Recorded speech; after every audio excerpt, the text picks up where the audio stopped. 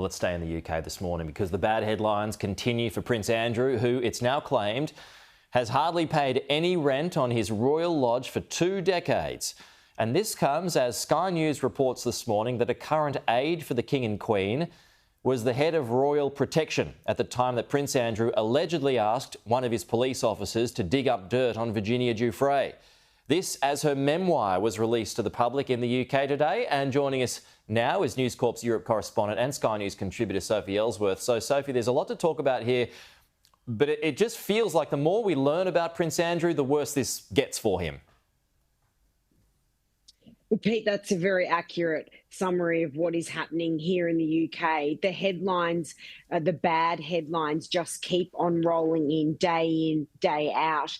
And Prince Andrew cannot seem to escape this nightmare that has continued to unfold.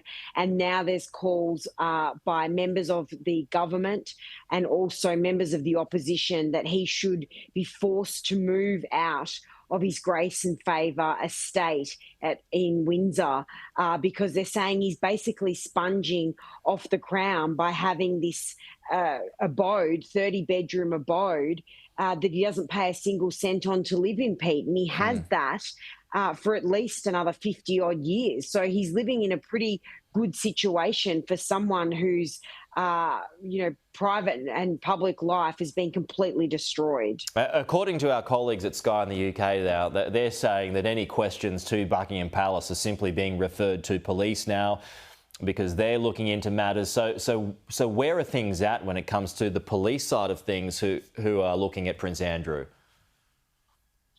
Well, Buckingham Palace won't be commenting on this. Reporters across the world, particularly here in London, keep asking questions and keep being referred off. Buckingham Palace, I guess, are adopting the approach that they don't need to continue to add commentary to this. Police have said that they are looking at the matter. Now, there are, of course, those allegations by Virginia Giuffre's family that Prince Andrew provided her personal details, including her social security number, to authorities to look into whether or not she had a criminal record.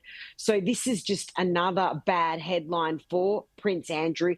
And now some people here, Peter, arguing that he should no longer be allowed to be referred to as Prince Andrew. He should have the prince taken away from him, which must be done through Parliament. So this is a nightmare that just continues to roll on for him and the royal family. Do you know how bad it is for him in the book, Sophie? I mean, it was only released today. I'm not sure you would have had a chance to read a copy of the book yet, but from those who have, I mean, have they explained how bad it is for him when it comes to that memoir?